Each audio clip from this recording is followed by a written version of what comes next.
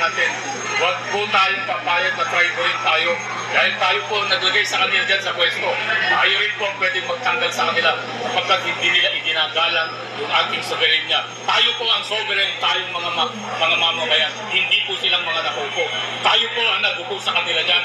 Tayo rin po magtatanggal sa kanila kung hindi tama ang kanilang mga ginagawa. Isahin mo sa namin Pangulo. Ang masasabi ko po sa dating Pangulo, mahal ka po namin. Digong, hindi mawawala yung pagmamahal namin sa iyo. At susuporta kami